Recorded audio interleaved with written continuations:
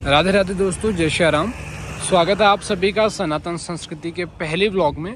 Vlog की मेरी शुरुआत हो रही है भीमताल लेक से, जो कि हल्द्वानी काठगोदाम से लगभग 20 से 25 किलोमीटर आगे पड़ता है। अगर आप नीम करोली बाबा जी के आश्रम के लिए निकलते हैं तो रास्ते में एक सुंदर सी लेक आपको दिखती है, जिसमें आप बोटिंग अगर करना चाहें तो बोटिंग के पर्पज़ पे बोट वगैरह भी अवेलेबल रहते हैं। पैराग्लाइडिंग की जो फैसिलिटी है वो भी यहाँ पर अवेलेबल है।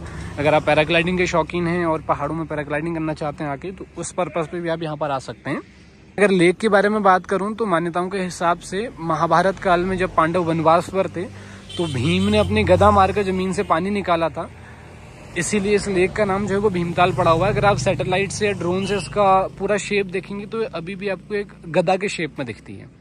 व्लॉग की डेस्टिनी है हमारी, वो रहेगी बाबा जी का आश्रम, नीम करोली बाबा जी का आश्रम, कैंची धाम।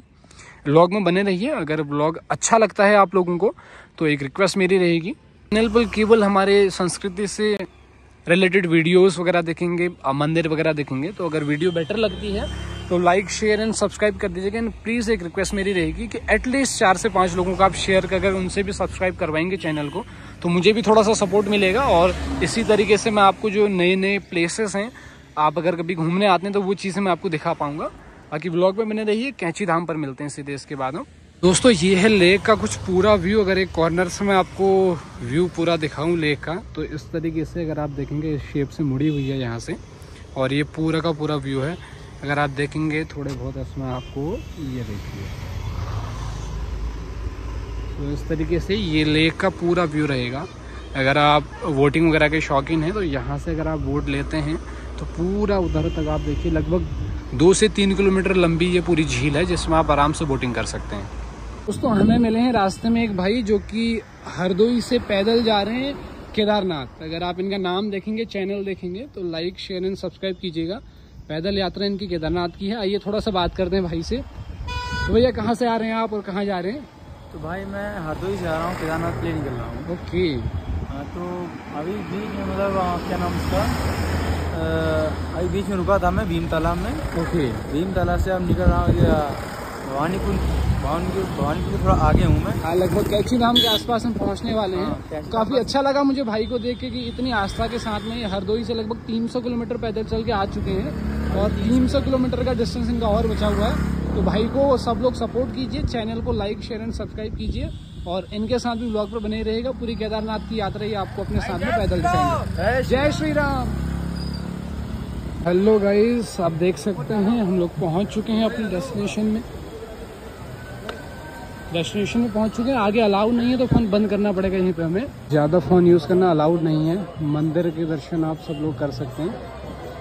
पीछे जो भाई हमें मिले थे जो केदारनाथ की पैदल यात्रा में जा रहे थे, उन्हें मैंने कैंची धाम पर ड्रॉप कर दिया। वो यहाँ से पैदल अपनी यात्रा में जाएंगे।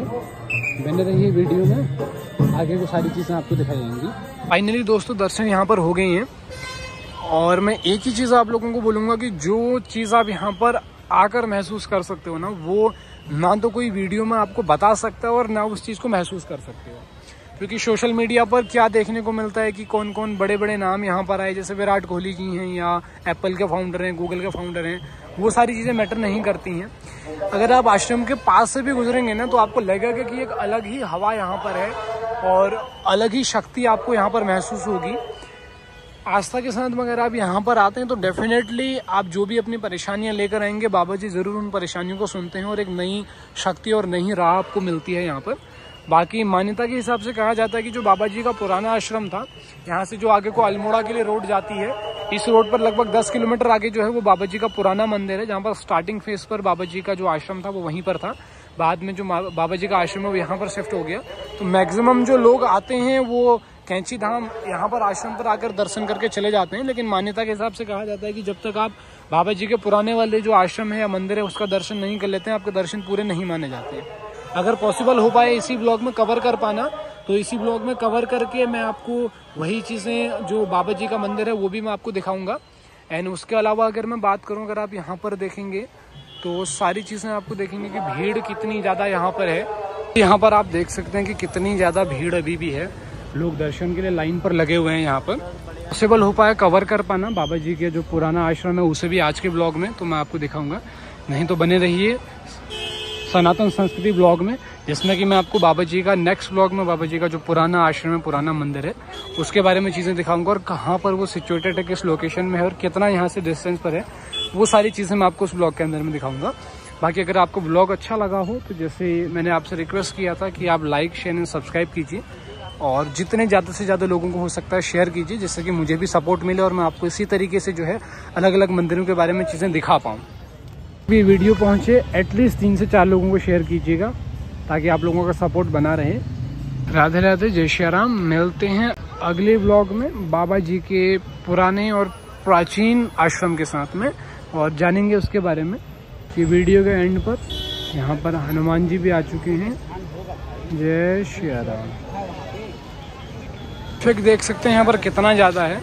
अगर आप लोग यहाँ पर दर्शन करने के लिए आते हैं तो कोशिश कीजिए कि पर्सनल व्हीकल लेकर ना आए, क्योंकि पार्किंग में काफ़ी ज़्यादा प्रॉब्लम आपको होती है। एंड उसके अलावा अगर पॉसिबल हो, अगर आप 2 व्हीलर लेकर के आते हैं, अगर कहीं बाहर से आ रहे हैं तो हल्द्वानी से आपको रेंटेड 2 व्हीलर्स मिल जाते हैं, वहाँ से आप रेंट पे 2 व्हीलर लेकर आइए। तो में पार्किंग की प्रॉब्लम नहीं होती है और आप लोग आसानी से दर्शन भी कर पाएंगे। नहीं तो यहाँ पर आप 4 से 5 घंटे तक कम से कम जाम में फंस सकते हैं। इतनी ज़्यादा ट्रैफिक, अगर मैं बात करूँ तो कंडीशन इतनी ज़्यादा बुरी है ट्रैफिक की, आप खुद देख सकते हैं कितना ज़्यादा जाम यहाँ पर लग रहा है।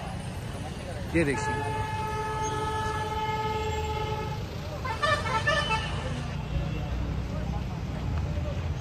ये ब्लॉग देखने के लिए आपका धन्यवाद। जिन्होंने लाइक शेयर एंड सब्सक्राइब कर दिया उनको भी थैंक यू, जिन्होंने नहीं किया वो फटाफट से कर दो। राधे राधे, जय श्री राम।